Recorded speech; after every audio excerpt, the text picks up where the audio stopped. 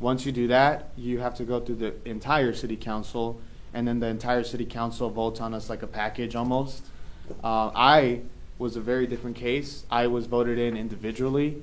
My name was held in the city council's committee on police and fires for concerns about my day job. I work full-time for an alderman on the north side in the 48th ward. And so my job there was like very constituent service oriented and public safety oriented, and the city council had concerns that like I have so much access to which is like a complete joke. I do not have access like that. My job is very office, like I help constituents who call our ward office. You have a rat issue, like I'm your guy. So I don't think there's any conflict of interest. Like I don't have any sort of personal vendettas or interests to pursue with the Chicago Police Department, nor am I interested in that. So I had a very different experience than my other commissioners, and I've had a different experience than my other commissioners. So I think I covered everything. Happy to talk about myself, but I honestly, I'll just leave it to you all to ask me any questions, and the district counselors can ask me any questions they want. Well, first and foremost, I want to thank you for making time in your schedule to come out here. I know that we're just getting into the nomination process, and I have full faith in our 22 nominators citywide that are going to do a great job at getting, yet again, wonderful candidates. And once again, thank you, and congratulations on your appointment to vice Thank president. you. I know that was kind of a rough one to go through, and I'm glad to see you come out the other side looking wonderful at it. I know my colleague has a question for you, but I do have some as well, so I'll let. Yeah, this is hopefully a quick one, just based on what you'd said. You mentioned the 5 years of experience necessary in various relevant fields, but can you clarify if somebody is going for the youth position of 18 to 24, are they still required to have a full 5 years of experience? No, I think you just have to be in those related fields. Okay. So I'm 25 years old. You know, age beats me and years of experience. As much as I'd like to say I have so many years in experience, you know, realistically, I have a couple of years of experience. But yeah, if you're youth, I think as long as you're in that field and you're working, and I think you're good. And lastly, I believe you were sort of posing a question. My understanding is the nominators have to submit a minimum of at least 2 candidates per vacancy. So that's it. Okay, all right. Thank you for that. Yeah, I actually I haven't touched this subject since I have avoided because of my traumatic experience. but yes, thank you for the clarification. Yeah, no reminder. Okay, question I have, and we'll turn it over to our community. First of all, could you give us a little insight as to what your experience thus far has been serving as a commissioner? Kind of essentially our boss. We are each other's boss. But what was the question again? What's Your it been experience, like? your experience, yes. My experience has been, like I said, very different. Like when I came in, I wasn't able to come in with my cohort of commissioners. I had to learn every commissioner individually on my own time. I didn't go through orientation or nothing like that. I did, but like just me. So it was just myself getting trained, not with the rest of the commissioners like I originally would. So it's been it's been challenging, but I picked up fast. I've worked in government for a while now, and I understand a lot of the structures around it. So it was easy for me to come in and like learn the ropes or whatever, but it did take some time. And then obviously coming into leadership so soon into my term has been a change. And then I think, you know, expectations of you change. You're now a public official. People demand answers from you. You should be prepared and you should be doing your homework. I probably work 15, 20 hours a week just on the commission stuff because I love it. I like the work and I think it's important. We are a newer body, and I think that it makes me excited, but it's also a challenge, right? A lot of people don't see you as legitimate. It's not popular. I studied government in Loyola University. I have my bachelor's in poli-sci. I studied government bodies and structures. Civilian oversight in any capacity is very unpopular politically. So, you know, there's been talks about doing civilian oversight for the military on sexual assault matters, but that hasn't occurred, right? So civilian oversight in general as an idea is extremely unpopular.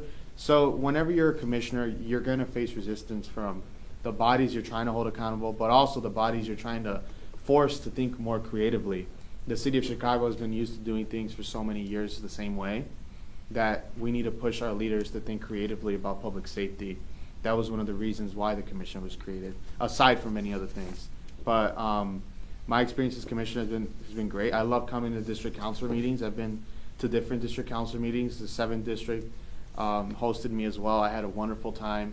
And you get to learn about the entire city. Like today, I stepped out of the car. My girlfriend's over there in the back, Liani. And I was like, man, it's so good to be in Humboldt Park. Like, we're going to, you know, it's good to spend time in different areas of the city. So that's, I guess, what my experience would be so far. Well, and for the record, we're very glad to have you. Before I turn it over to our community, what do you think makes a good, I mean, aside from the talking points that you guys have, as far as like 5 years experience in this, or this, and I know you have to live in a certain geographical area and you have to be a certain age for certain requirements. What do you think would make it like standard, you know, average Jane or Joe on the street? What about them makes them stand out to fill your role? You are a recipient of the services you pay for. Police, fire, streets and sand. You know your community. Don't worry about the technicalities or the specifics. That comes later. We've got really good professionals at the commission. We have a staff of, 30 plus. So like, if you're interested in you have any leadership role in your community, block club leader, condo association president, anything like that, I think prepares you to be on the commission. It is an extremely complicated oversight system. I'm not gonna lie to you. There's gonna be other commissioners who know more than you. There's commissioners that know a lot more than I do, and I call them all the time, and I'm like, what does this mean? What does this mean? Gina Primanti, commissioner, just retired from the Cook County State's Attorney's Office, 35 plus years in the prosecution section, or I forgot what section she was in, but brilliant mind, and I could just call her up anytime and be like, hey, what? Yeah, as long as you're humble about yourself, I think you're going to be a good commissioner. So we'll turn to the community and see if they have any questions for you as well. Thank you once again. And I can answer commission questions too. I'm here, so you can ask me questions. I have a question that's not quite commission related, but counselor related. When are you guys up for election again? 27, February 27th. Are you all aligned with the same? Municipal election. We're in the Municipals? municipal, yeah. Okay. It'll be March 27th? I think it was February 27th. When do you have to start collecting I signatures? haven't even thought about it quite yet, to be honest with you. So. But again, they have to do that as well. Yeah, they're completely, electeds. We're elected, whereas the commission is actually appointed by the representative from each council. And I think it's actually a pretty interesting and neat process, and I think it's a very effective way to do it. Because it's not just like, hey, 22 people like me, I guess I get this job. It's no. You're on a list of finalists that go to the city council and approved by the mayor. So it's not just a breeze straight through. It's a very long process. I waited 6 months additional than my other commissioners, so. I guess the other question I had was, you talked about some kind of traumatic event. Can you tell us what that is and explain it a little better than one of you guys who mentioned it? I think it was a little over dramatic. I just think that what I went through was very unique in terms of getting onto the commission. I had to face this really weird political innuendo coming into the commission that I honestly don't understand still. I had lawyers saying I wasn't doing anything wrong. The Board of Ethics said I was doing nothing wrong, and like the Committee on Police and Fire was just holding my name for who knows what. But it was a tough committee to go through, and so that's why I say it was a bit traumatic. Well, and if I can kind of add into that, first of all, and I apologize that you kind of feel like you got dragged through the mud. I don't wish that on anybody, but I think it's actually a very good thing that they're being ardent about, okay, look, this is an important, it kind of lends to the credibility and importance of the position that they're filling when they go through that much scrutiny. And correct me if I'm wrong. I appreciated that because I was able to explain myself and really talk to the committee about why I wanted to be on the commission. And I was being asked if I even wanted to continue being considered because it's been so long. And I was like, yeah, I want the position. So, I mean, this isn't like anything glamorous. It's not like I'm doing this for money or anything, which you do get paid a stipend, but it's to mostly cover your expenses as a commissioner. I got to travel all over the city multiple times a week, sometimes multiple times a month. So you do get paid a stipend of $12,000 a year, and that's for you to use as a commissioner. Or I'll buy I'll buy a constituent coffee or something. Like, Do you think it was because you were young that they did this? I don't know. I don't know. Maybe. The first thing, I mean, Maybe. Because if there's a bias against young people. I think it had to do with my job and who I was working for, and her politics. That's my opinion. Well, and I think it's important to remember that the ordinance says that the commission must have 2 youth counselors, so I wouldn't really discount it, is because, Well, that's why I was wondering. no, because like you said, there's a counterpart that's also a youth commissioner as well. I think it's more along the lines of like, hey, we want to make certain we do this right, and we want to make certain that there's no sense of impropriety by appointing someone that works for one of our colleagues, because it's city council that we're talking Yeah. about. So I think that we don't want any appearance of favoritism or lack thereof. Yep. So I think that might have had a lot more to do with it rather than the age. My boss did recuse herself from my vote, so I mean, that occurred. But I mean, I'm here now. Right, So, and we're glad to have you. yeah, sorry if I said it traumatic. It was just like a really tough I experience. was just curious, you know. Yeah. And also to lend into it, to kind of expand on that a little bit, you got to remember, this is the first appointed commission by the district councilors rather than by the mayor. So, like I said, make certain we start off with a good jump and that everything is done properly and professionally, I think. Any other questions from the community? All right. Thank you. I have one question for you. Thank you for coming. And I believe also our Councilor Vargas, who's not here, wanted to give you the opportunity to speak on this. But I'll also ask it for myself. You mentioned Commissioner Piemonte, and at the July 31st meeting of the Community Commission for Public Safety and Accountability, she had called a vote for the commission to make its position clear on the practice of pretextual traffic stops. Mm-hmm. And that was not the Piemonte's resolution calling to end the practice of pretextual traffic stops was not adopted by the commission, and you were one of the votes against that resolution. Would you care to say anything about your reasons for that? Yeah, so I voted for a position to negotiate, not a position to change anything, to change a policy in our traffic stops process that'll restrict certain types of stops to be conducted by a Chicago police officer. There's something called a pretextual traffic stop where police officers stop you for like a broken tail light or something, but then it ends up being a completely different stop. So there isn't really a ban on pretextual traffic stops. This policy that we are making our position on makes clear that the commission didn't want to get so specific on a policy that we haven't even tried yet. Like, we don't know, like, there was a very specific set of language in the exception piece. So basically it says CPD can't conduct these 6 stops for any reason unless you have reasonable articulable suspicion or probable cause of a serious crime or public safety issue that's going to be ongoing. The language that was proposed by Commissioner Piemonte, Commissioner Minor, and other commissioners was that we should completely end the practice of more types of traffic stops, but including pretext. And I think the position that we voted on does address the pretext, because if and when this policy, I don't know if it'll get adopted or not, it's not up to us. Why? Because the independent monitor has the authority over consent decree matters, and traffic stops are under the consent decree. So the commission has very limited scope in terms of oversight and sort of policy making to actually change any policy around traffic stops. However, the independent monitor has agreed to let the commission be part of those conversations. And the position that the commission took was that we voted on restrictions for traffic stops, but no ban on any particular stop. Because also, I've done 3 police ride-alongs, and they've been pretty eye-opening to me.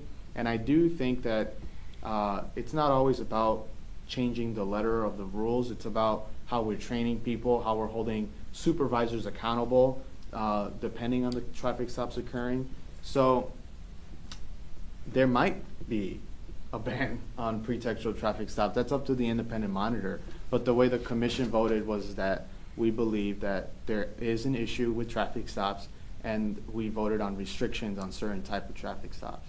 Can't remember all of them off the top of my head, but 2 of them that I can remember is like a broken tail light, as long as your other lights are functioning, and like a hanging license plate, as long as it's not like about to fall or whatever. So there's like very like niche exceptions, right? Because obviously some of these things can become a pedestrian safety hazard.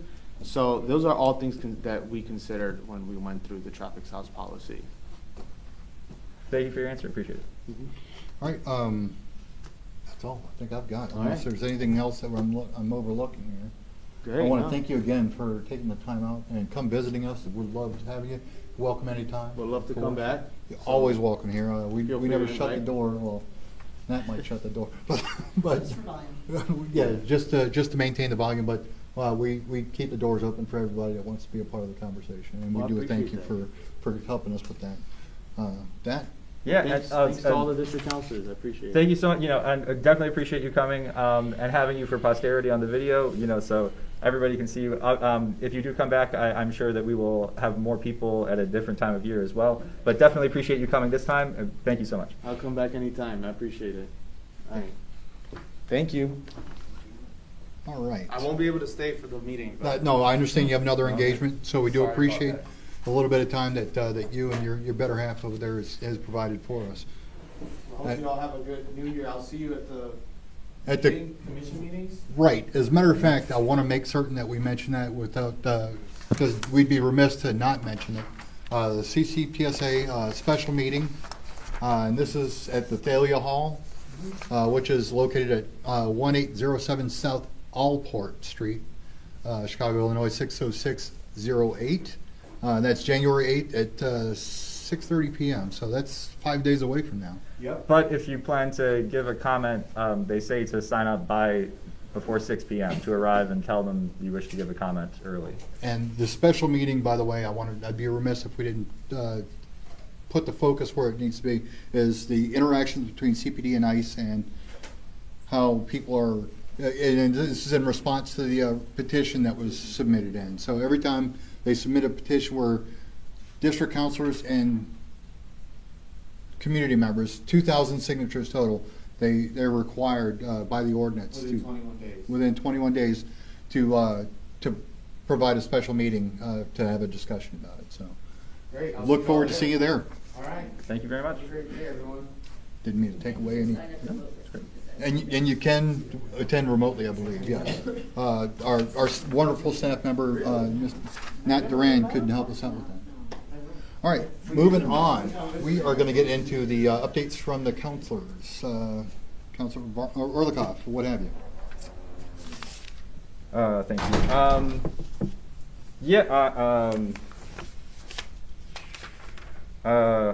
Yeah, sorry, I guess I just want to say one thing.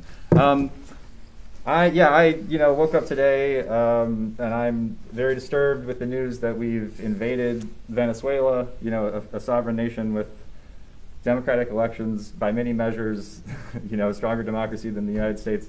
It's obvious that Venezuela and Venezuelans have been suffering for a long time, and that is the goal, that remains the explicit goal of our policies directed towards Venezuela.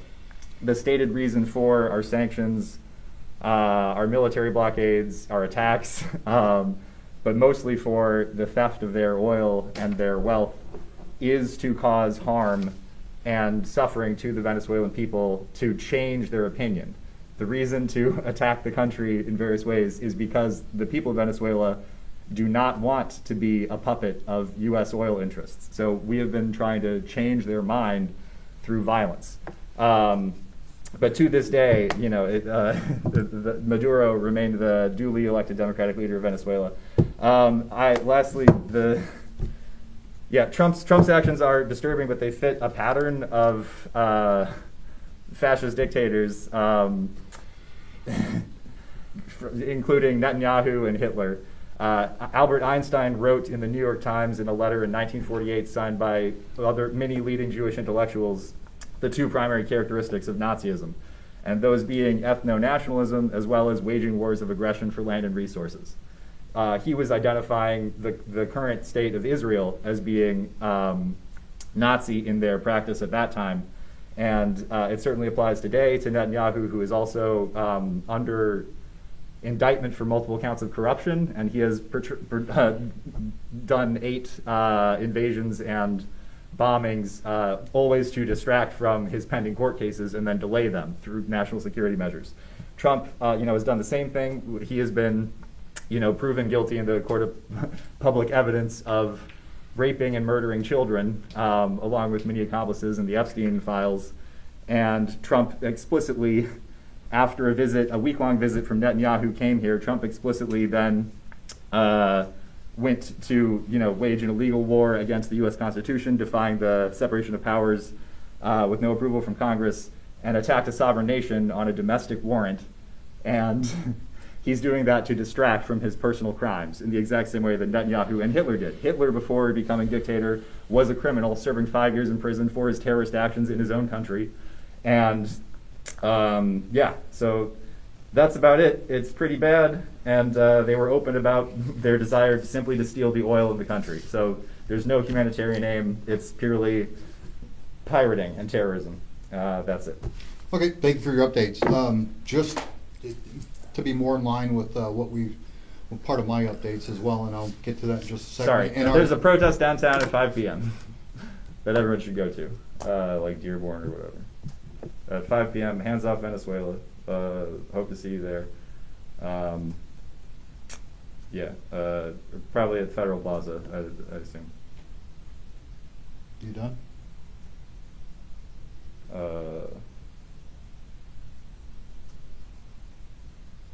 Federal Plaza, 5 p.m. Yeah. Okay. All right.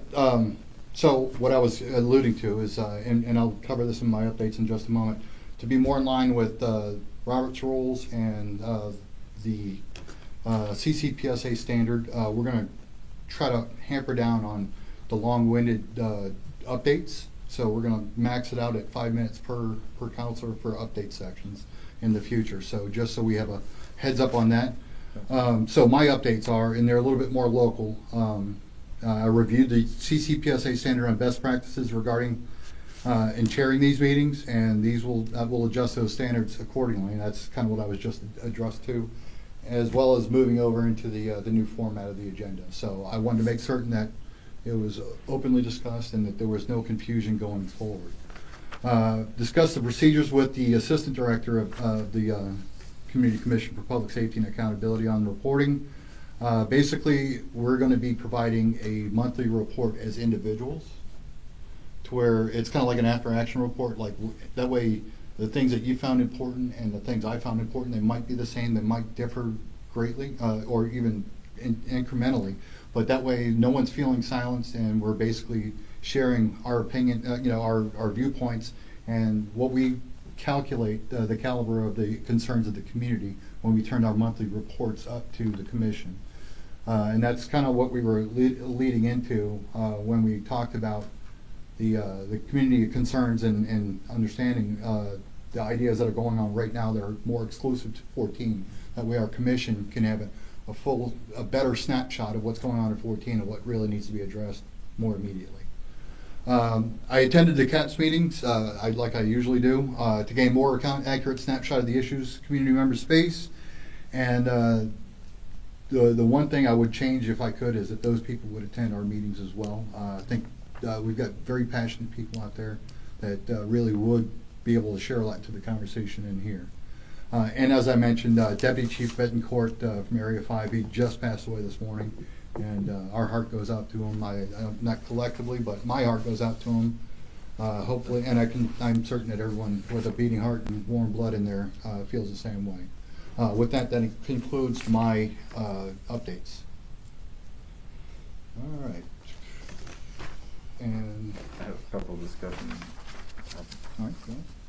Oh, All right, do we police know- accountability? Yes, okay, great. Yes, I mean, things have already been mentioned, including, yeah, so to start, one of our public comments mentioned a report released by the OIG. We have a couple copies of it. Well, the full report is over 60 pages, so it's not practical to summarize. The executive summary is extremely short, it was about 2 sentences. But there's a QR code on the pages we have printed out to access the report.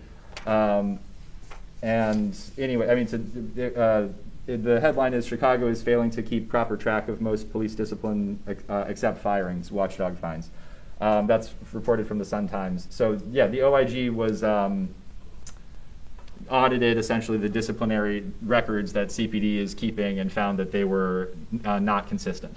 So different types of discipline were not always maintained accurately in the same way. So, you know, different queries might return different results or just be missing results, so they were incomplete. Is there need for any further discussion on that topic? Or, you know, it's a report that's available, and maybe we can discuss more later. Okay. Yes, Sally? Yeah, no, I really am concerned about this. I think the fact that we can't rely on police statistics is a really serious problem. I was really pleased, like I said, to see that crime in some categories was down significantly. But then I go, is that really accurate? Are they really keeping good records? Because they don't seem to on a whole bunch of issues. And I don't know, I don't have let me put it this way, I don't have confidence in their numbers, and I don't know how widespread that is, but I think it's really important. But I'm betting that there's a bunch of other people besides me who feel that way, and I think there needs to be some real input from the district councils on up to the CCPSA to make sure that the numbers we're getting from them are accurate.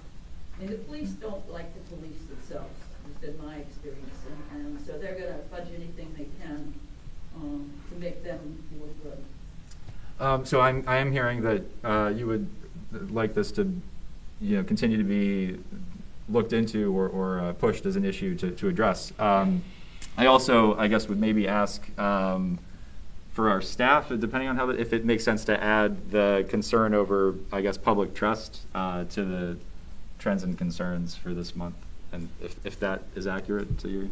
Okay. Do you want to say anything about this? No. Thank you. Sorry, am I cutting you off from anything? I was just going to respond here. What about the people who are being discouraged by other people in their community not to reach out to the police? You know, when I talk with people sometimes after these meetings, you know, I said, why don't we talk about guns? We don't talk about guns here because guns are important. We have to protect ourselves. Good grief.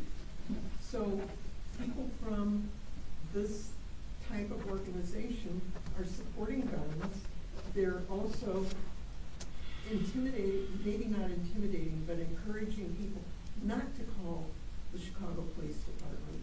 So that could make statistics drop also. It's a real concern of mine. I don't trust the statistics either, but for a totally different reason. You don't like the police. No, I do like the police. I've So- worked with them for 20, 30 years. I don't like all of their practices. And I want to see them improve. And I just don't see it very often. So if I'm understanding and interpreting this properly, you're saying that some of the underreporting could be coming from the initial step, which is people not reaching out to police. Okay, Oh, yeah. I'm just no, I mean, and I'm not saying, oh, it doesn't happen, or it might happen, or oh yeah, that definitely happens. It's more along the lines like, hey, this is a broader issue that I'm sorry, I can change hearts and minds with, you know, with a speech, but I can't change human behavior, you know. It's one of those things to where it's like, okay, we need to create an awareness situation to where people are more inclined to sit there and say, hey, no matter how minute, how minuscule it may seem, we need to make certain that we're reporting it up so that way it falls into the major snapshot. Some people get discouraged, like, the police aren't going to do anything, or they're never going to catch the guy. Well, you know, if we don't report it, we don't have the metrics to sit there and say where we need to sit there and shift focus and resources. Would you agree to that? Mhm.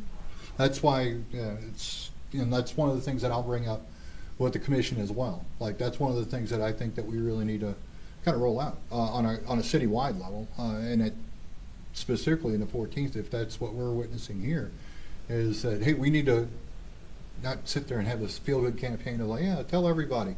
It's more along the lines of, hey, no, we're not going to get the accurate data if we keep it to ourselves. Don't be the highest ranking person holding the secret, is how we used to do it in the military.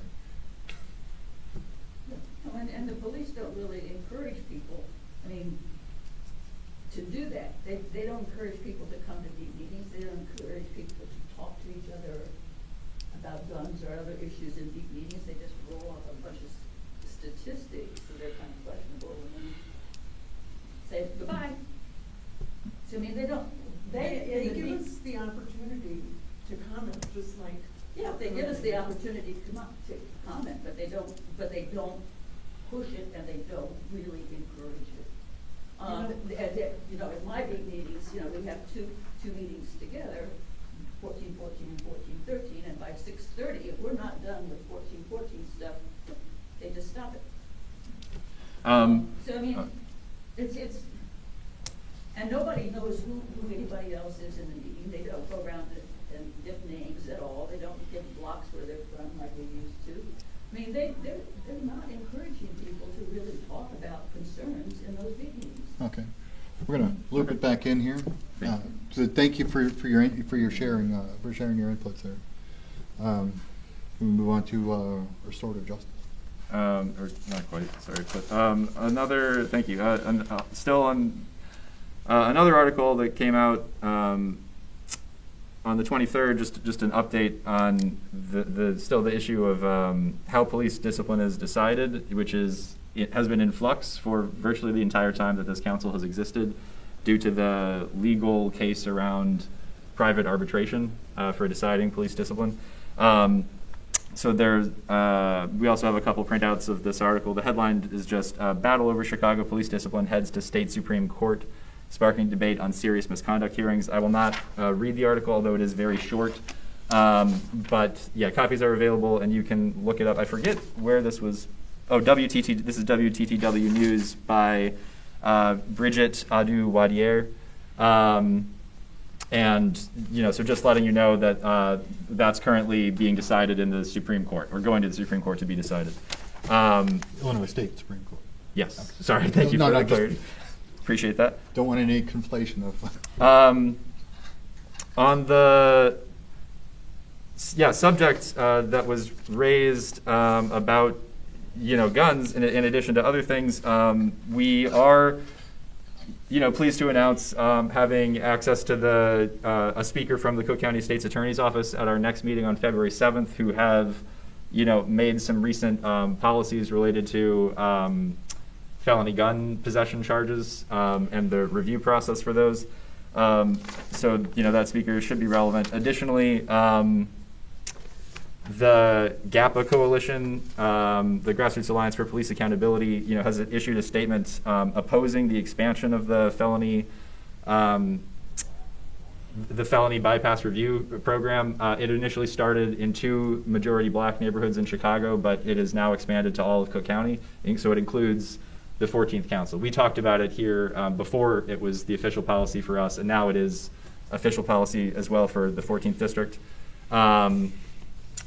And another last article to mention here is from CBS News by Dorothy Tucker and Sama Assad on December 15th. And it's titled, "Chicago Police Arresting Black Legal Gun Owners for Personal Gain," source says. And again, I will not read all of this, but what I want to add to the discussion is that the OIG previously reported that police do not log a response to over half of the 911 calls that they receive. So, if we're talking about trying to give them more tips, especially for things that they might consider to be a lower priority, the fact is that oftentimes asking someone to call them and then there not being a result of that call can make that person feel, even less trust, I guess, in the police department's ability to maintain their safety.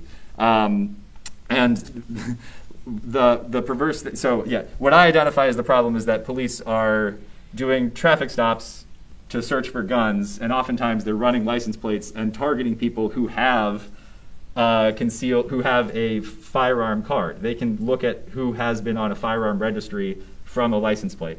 They target those people to meet pseudo quotas from their commanders, because that's the incentive structure, and they're ignoring 911 calls. So that's the reason that people are not calling 911 for other things. I'm done with that, but yeah, response. All I can say is when I listen to something like Broadcastify, where you hear the call go out to the officers are so overwhelmed with work that they can't get to things. Sometimes it's 3 hours, and they say, what do we do? And they call whatever the code is and just eliminate it. Because after 3 hours, what good is it, what will they be able to do? Right. The poor person. Yeah. So, but generally, you're against having more police officers. So Yeah, I think we don't need to have so many police officers at every parade and public event, and we also don't need to have police officers pulling over people as a matter of a fishing expedition. They could respond to the instances that occur if they were actually using their resources in that way, but that's not the priority. That are doing traffic stops, to be honest with you. Very few. I don't think that they announce that over the calls when they have like a pending call for service, because those are officer initiated. That's what they do, and they fill out a blue card. But that's what they spend most of their time policing public events, doing crowd control, or doing traffic stops. And that's what the numbers that we have, show in other reporting. We're not going to do a back and forth. I do appreciate the passion and dedication that everybody's putting into this, but If you're talking about a police scanner, you're only talking about the calls for service. So they are doing things other than calls for service. That's the issue. Well, and that comes across the scanner too. okay, hold on a second. I just got finished saying we're not going to have a back and forth on this, and then Yeah. you cut me off while I'm saying that to have another back and forth. I do appreciate the Because I passion. wasn't No. I'm trying to chair a meeting and maintain decorum. I don't need the interruptions, and I appreciate This the- is the discussion I- portion. I think the discussion has been useful. Okay, and I just said, while I was in the middle of saying we're not going to have a back and forth, you interrupted me and cut me off. That Right. is not in line with the quorum. You could have asked if I was finished with the topic, which you did not. So that was actually out of order. And you acted as if you were going to say something and then cut it off. That's not actually I'm your going to privilege. ask you right now to maintain decorum. It is not your privilege to It- move through the agenda independently. I'm going to ask that you maintain decorum. Yeah, point of order. It is not a privilege of the chair to move through the agenda independently. So you are allowed to ask if I'm done with the topic. You acted as if you were going to talk and then said unilaterally, this is finished, which is not actually allowed for you to do. So that point of order has been established. I'm ready to go back to the agenda. All right. Since you don't want to maintain decorum, you can go ahead and leave, or we can adjourn. What are you doing? I'm chairing a meeting. Do you know what a point of order is? A point of clarification, John said? We're now adjourned at 2:00 in the afternoon. No, we haven't. There hasn't been a motion to adjourn. You do not have that power. Yes, I do. No, you don't. You do not. There was no motion to adjourn. Thank you, everyone.